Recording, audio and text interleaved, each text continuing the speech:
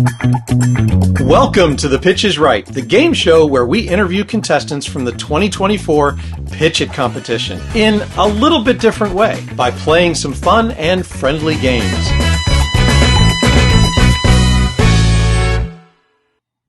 Hey everybody, welcome back to another episode of The Pitch is Right. This is the game show based on the Pitch It 2024 competition, where we're bringing on a variety of the competitors in this year's competition. This time I have Zach from Senteon and Doug from Seedpod Cyber. I knew I was going to have a little bit of trouble with that one because it's a little bit long, but that's okay. We're happy to be here, brother. Thanks for having us. Thanks, Yeah, Eric. no worries. This is fun. I love doing this. We recorded the first one yesterday, and I'm really psyched to do the rest of them. Now, as you guys know, the game includes talking a lot about your companies. So just to start out, I'd like Zach and Doug to introduce yourselves, talk about you, not the company, so that everybody kind of gets an idea of who you are. And since Zach joined first, I'll go to Zach first. Hi, everyone. Zach Kromkowski. So born and raised in Indiana, Purdue University grad. And believe it or not, I left that state as soon as I could. Took myself to Kansas, which wasn't really the most exciting decision either. Eventually led me to New Orleans. And now that I have gotten married, my wife moved me to California. And I'm an entrepreneur who is doing all of this out of a university dormitory, whether you believe it or not. So my wife took me into Stanford University, where I am today, and I'm running this company out of a dorm. The real success story, right? Awesome. Well, at least it's not out of a garage. Although, you know, with Apple and HP, maybe it should be a garage. I don't know. Yeah, maybe that was the path I should have chose. All right, Doug, how about you? Hi, I'm Doug Kreitzberg, and I'm out of Philadelphia. I live in the Princeton, New Jersey area, and have lived in probably PA most of my life. Came up to New Jersey due to love. Currently married to a great woman here, and have 2 dogs as well, and 3 kids scattered in various places. Fortunately, out of the house these days. The things we do for love. That's right. So, speaking of love, well, not really. Let's start with our first game. And the first game is Elevator Pitch Off. Now, this game includes you guys giving us an elevator pitch. Because I had Zach introduce first, I'll have you be the first contestant in our game. You have 1 minute to talk about Seedpod Cyber. Ready? I'm ready. Go. Hi, I'm Doug Kreitzberg with Seedpod Cyber. Seedpod Cyber offers cyber insurance that is embedded with the tech stack that MSPs offer to their clients. And to the extent that those clients are on the tech stack, they're pre-approved for coverage, they're eligible to save on their premiums, and the MSPs can save on their own premiums as well. In addition, we help support the MSP channel through lead generation support. We help them upsell their products so that their clients can be insured. And we help overall both clients and MSPs, making sure that they are prepared to securely succeed in the digital future. Awesome. And with almost 15 seconds to spare. Yeah. Now, I did look at the website, and I do think it's interesting, Doug, that you guys are offering kind of an all-in-one type of solution to cybersecurity rather than an individual tool. You're giving them almost the entire system from, you know, what tools maybe to use to the cyber insurance. You're giving them an entire plan to cover that part of the business. Did I get kind of that correct? Yeah, it's a plan in terms of the underwriting criteria. What we don't prescribe, though, is the specific tooling that they need to have in order to execute the plan. We learned that early on that the MSPs really need and want to be able to have their own solutions, put their own solutions into their clients. We're agnostic as far as that goes. What we look to is to what standards are being used and what security domains are really being accessed as part of that. Awesome. All right, Zach, your turn. Awesome. And I don't think I'll be needing this whole minute. I don't know about your elevator rides, but mine go a little bit faster. All right. Well, it depends on the elevator, right? If you're in Orlando, Florida, they seem to be very slow. I don't know if that has to do with the old people or just keeping the line short by making people wait longer. I don't know. But you ready? All right, let's go. Most MSPs struggle with endpoint hardening simply because it's too complex and overall time consuming. At Senteon, we've developed a platform to automate this process, hardening workstations, servers, and browsers to top security standards in minutes. We don't even rely on Intune, group policy, or even PowerShell. We can guarantee that these settings actually apply. And if they don't, we'll tell you. We're freeing up your team for larger and more profitable projects. In fact, our learning mode is able to determine if a change of a setting will or will not cause disruption. And we crosswalk over 1,000 different settings aligned to CIS to a dozen regulatory frameworks. We're not just scanning things, we actually fix them. That's changing the game for security. Interested in preventing breaches and achieving compliance? Let's schedule a quick demo. Awesome. With 5 seconds to spare. I expanded my practice because I had a whole minute this time. So I went off my script. Went off script. Well, that's one of the important things about the Pitch It competition is there are going to be times when you have to go off script because especially when you're doing pitches to MSPs or you're doing pitches to investors, they're going to ask questions that you may not have had a chance to prepare for. So being able to think off the cuff is obviously something that is beneficial for you to learn how to do. All right. That's game number 1. All right. Our second game is called Tech Taboo. And this one, unlike the pitch, I'm going to have you talk more about the features and benefits of your solution rather than trying to pitch it to an MSP. Now, the trick with this one is you're going to have to do that without using these words: cybersecurity, cloud, integrate, or IT. Now, Doug went first last time, so Zach, it's your turn this time. You do not have a time limit on this one, so feel free to go as long as you want, within reason, obviously. We don't want to take 30 minutes, show. Eric. If that's the case, we'll just have you back for a podcast. No, I accept the offer. No, that's perfect. Let me know when you'd like me to kick off. All right. Well, the words, I'll keep the words down there so you don't have to remember them. Just kind of keep them in mind as you're looking at them. Go. Cool. So at Senteon, we automate security configuration management. We're aligning your endpoints, whether it's a workstation, a server, or a browser, no matter where that's hosted. And we're aligning it to the CIS standards. This gives us the ability to automate the remediation on over 1,000 different settings. And on top of that, we take these individual settings, whether it's on the workstation, server, or browser, and we crosswalk that to CMMC, HIPAA, PCI, SOC 2, whatever regulatory framework your clients need to follow. We're able to provide a tailored report just to that. Now, one of the very interesting things that I always have to explain is we don't trust Microsoft. I don't know if you've ever heard of an MSP not trusting the great overlord that is Microsoft, but from our experience, Intune and group policy and even these PowerShell scripts, you deploy them out and you just trust that they work. Now, how many security tools out there are able to just say they do something and not have to prove it? Why are we giving Microsoft the pass?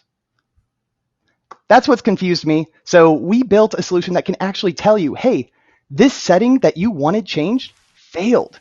This setting that you wanted changed for a moment, and then it changed, right? It didn't stay in place. So now you're getting the feedback and the contextual awareness as to what the state of these settings are. Kind of like how group policy probably should work. But that's exactly what we're doing. And we're doing this aligned to CIS. So it's thousands of these settings, keeping it all remediated, hardened, and secure. Now, when I mention to anyone, we remediate over 1,000 settings, everyone's like, oh, I might as well unplug my computer. Everything's going to break with your solution here. Well, fortunately, we have a learning mode. This learning mode is able to identify what is going to happen to that setting if I change it before changing it. So we can better predict or better provide context as to changing the setting and what else might break, whether that's an application that's using a deprecated networking protocol or an endpoint communicating and authenticating with a domain in an outdated way, right? Our solution is able to predict that and analyze that to make better recommendations. So now we're providing you a single button to change all of the low-hanging fruit of settings your end clients won't even notice changed, but your security posture went all the way up, right?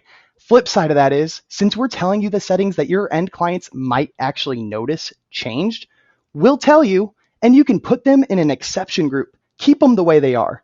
Document that risk you're temporarily accepting within our platform, and then deal with it later. There's your exception group, right? Now you have a roadmap on exactly where you can improve your security posture over time, and take your time, right? Leverage the data we provide to get the easy wins, and then just improve slow, right? Who doesn't like easy wins? That's the best thing to me. I already bashed Microsoft, so I'm not going to do that again. But maybe I will, right? You never know. But we don't leverage Intune, group policy, or PowerShell, right? So we are actually making these changes at the reg key, sec pool, audit pool level, because that's the only way, as a security functioning management tool, we can guarantee that the setting was applied, stayed applied, and tell you when it changes. And that's a key piece right there. Tell you when it changes. Change tracking. How many of you are in a regulated space?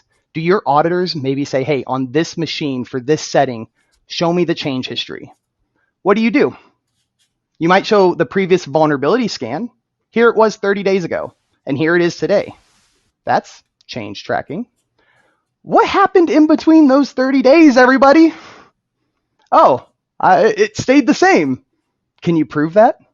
If you had a breach and you had to go attest to court and demonstrate that with a report, could you do that? Would that courtroom accept a scan you did 30 days ago? Or would they want more attestable, tangible information? Because we are the only solution on the market actually making these changes at the source. We can show you which user's making the changes, what they're changing it to, what they're changing it from, how long was it in or out of compliance, did an application cause this to change and not actually have authorization to do so. You're getting all of this data to not only have a stronger, more robust security posture, but you're also becoming more compliant. And I said this in my elevator pitch, but we don't just scan things. We've all heard of the big scanning players, whether that's Nexus, Qualys, Tenable, ConnectSecure. There's 1,000,001 scanning tools out there. They tell you what's wrong. Now, what MSP out there loves tools that just generate alerts and tell you what's wrong? I hear there's a lot of them. I don't know. I've already said quite a few names here, but who wants a red report that they need to go manually fix? Imagine a solution out there that tells you 1,000 different settings and then has a button to take that red report and turn it green. Best part is, when we make the remediations, all those other scanning tools, their red report turns green. Best part is, you don't need to make an API integration. We make the change. They notice. What's simpler than that, right? So Automated remediation is absolutely something we pride ourselves in massively, and by default, obviously, built for MSPs. So we have an incredible team behind us, and it's all built multi-tenancy with leading MSPs in the space that really just care about knowing their configuration baselines. Because honestly, I think Gartner had this metric that said 99% of breaches always have something to do with a misconfiguration. Obviously, that's a broad statement. It could be an application misconfig. It could be the OS. It could be the browser. Configs are everywhere, right? But 99% of them always take advantage of a misconfiguration. If you have a solution out there that can harden over 1,000 of these, why would you not do it? If you have a scanning report that's completely red, why would you want to fix that manually? Yep. I hope you guys are interested to learn more about that. Yep. And you did a great job of steering clear of the words, although I think I'm going to add automate and remediation to the next group of words for the next episode. Sure. All right, Doug, your turn. Okay. I'll give a little bit of background on how I came to create Seedpod Cyber. About 5 or 6 years ago, I was running a large division of a national insurance brokerage where we focused on building insurance programs for specific markets or types of insurance, such as cyber. And I got to be one of those CEOs who got the call from their CIO saying, Doug, there's been an incident. And then I got to be one of those CEOs who got to sit in weekly, then daily meetings with lawyers and forensics and RIT people, trying to figure out what happened, when did it happen, where did it happen, what states do we have to worry about, what is the laws in each state, and how did we need to comply. And then we also had to deal with our client issues as well. And, we were $1 billion company. We had the resources and we were able to address it pretty well. But at the same time, we were selling to small and medium-sized businesses. And I wondered how the heck could they get through what we just got through? And at the same time, we were selling cyber insurance to these businesses, and we weren't getting the take-up rates that we thought that we should. And when I talked to the businesses as to why, there were two basic reasons. One was they didn't understand cyber insurance, which in and itself is understandable. And two, they really didn't know how to think or even talk about cyber risk. They had someone managing IT. They figured they were on top of it. And they also thought, hey, I'm not Target, Home Depot. Nobody's going to care about me anyway. So I really thought there was an opportunity to kind of create a value chain of risk-based services in addition to the insurance, because arguably these businesses needed as much in the way of help in the service area, the solution area, as they did the insurance. So I had an opportunity, left, and started Seedpod Cyber. And as I looked at the marketplace, there were a couple of drivers that I noticed. One is on the insurance side, the way that the insurers are evaluating risk is broken. They're evaluating it off of applications. They're evaluating off of internal scanning, which doesn't really show you anything that's going on within the environment. And at the same time, a number of them are really looking to kind of create their own solution base, so you could have so that they could manage the operations in addition to the insurance. And the other area that I noticed is you have this group of organizations, MSPs, who are really providing and solidifying the digital infrastructure of America's business. They are, in fact, that last mile into the technology of digital businesses. And I thought, instead of trying to recreate the value stream, I would look to partner with these MSPs. They would be able to provide me with that behind the firewall look, so it would improve transparency, which would enable me to be in a better position to price risk and select risk. And they would have the opportunity to really help their clients move up the tech stack, improve their security posture so that they can be insurable and can take the risk that they need in order to grow and succeed. And that's what we've done. We've created an insurance program which ties in to the tech stack that MSPs typically offer their clients. And to the extent that those clients are on the tech stack, and they're eligible to save on their insurance premiums.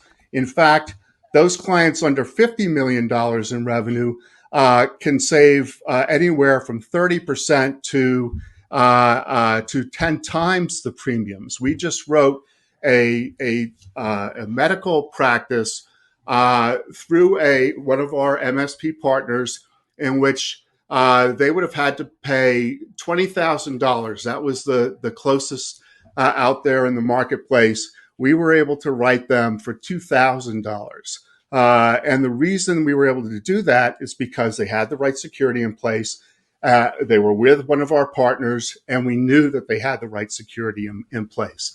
And that's kind of the power of the offering.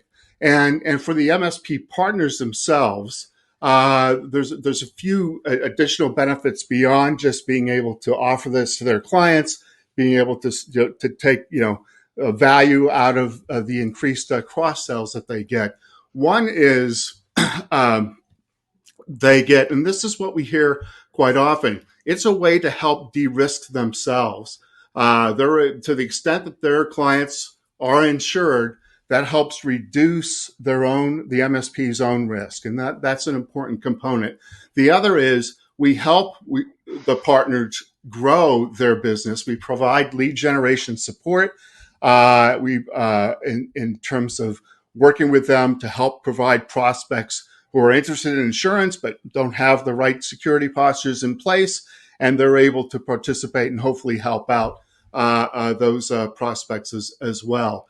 And then we also do a lot of work in providing content in the form of monthly ebooks, blogs. We participate on webinars, white papers, etc., to help arm the MSP to position themselves as a cyber risk manager to the clients that they represent there. So they're able to they're focused on the security layers from a technology standpoint, and now they're able to kind of step it up a little bit and make sure that their balance sheet is protected as well, which is an important component to it.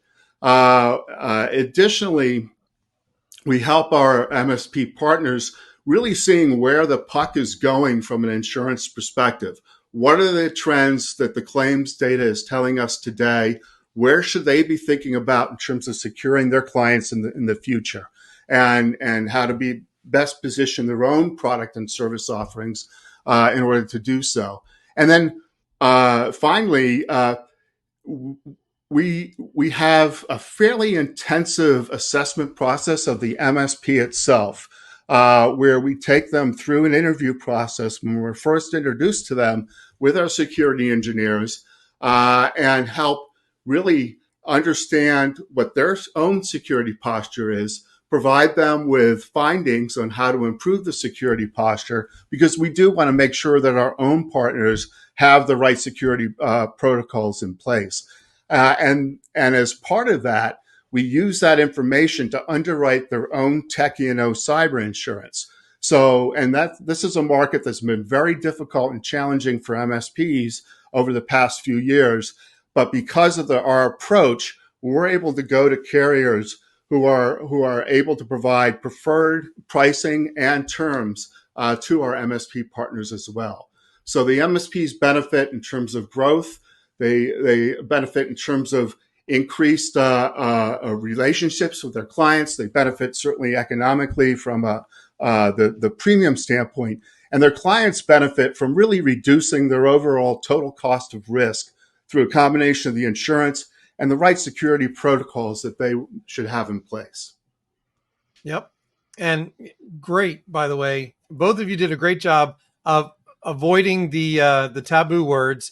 I don't know. I almost have to give it to Doug just because he used my favorite Wayne Gretzky quote. Well done. But no, great job, guys. And really, I think just the example there of being able to reduce that insurance from $20,000 down to $2,000, that's a major consideration. Yeah. When $20,000, they may just go, well, I'm going to accept the risk for $20,000. Right. But for $2,000, it becomes much more of a no-brainer. Right. Yep. Absolutely. Absolutely. And it becomes a way for the MSP to start valuing, what does that client need to have in place in order to only pay $2,000, and it gives the client itself an opportunity to really begin taking this risk and thinking about it in dollar terms. It's not the only dollars, obviously, associated with risk. There's a lot bigger ones out there, but correct. That's one way, certainly. All right. Well, moving on. Let's see. What's our next? Our next game here is Pitch It or Ditch It. This is actually my favorite one from yesterday, because this is kind of your guys' chance to stump me a little bit.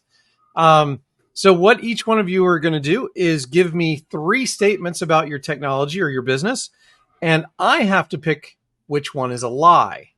So you give me 2 truths and a lie. It's kind of like that game. We just renamed it Pitch It or Ditch It to go with the theme. And of course, Zach went first last time. So Doug, it's your turn this time. Okay. 2 truths and a lie. That's what we're going for? Okay. Yep. About Seedpod Cyber. Yes. So Seedpod Cyber, we help MSPs upsell their products and solutions to clients in order for them to become insured. We also help. We also are the insurance carrier, so we actually pay claims and can help inform the MSP based upon that of what direction they should be focusing their product sales on. And then we also underwrite and present terms for the tech cyber for the MSP itself.